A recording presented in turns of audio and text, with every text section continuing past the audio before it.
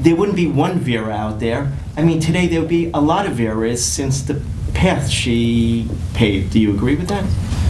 Yeah, I would hope that if she came back and saw this film and watched this film in this day and age in this audience, then she would see a huge difference. I'm sure she would.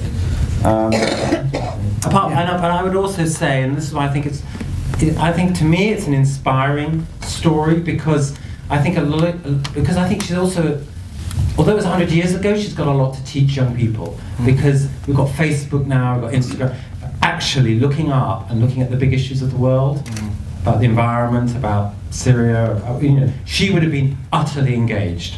She would have been completely out there, on the battlements, screaming, we must do something about this, because she never, ever put restraints on herself. She was completely honest, as her daughter is. And I think, you know, there's something about being that young and that politically active, which I think is something we could benefit from. I totally agree with that. One thing that really scares me about my generation is that we're not as active as she was. Our discussions, I don't know, it's a hard one, but I mean, in some ways you could argue that we do, with the rise of social media, have a greater voice, and in some ways it's completely dumbed down, and that's like I think for me a very, very important discussion that has to be had. But to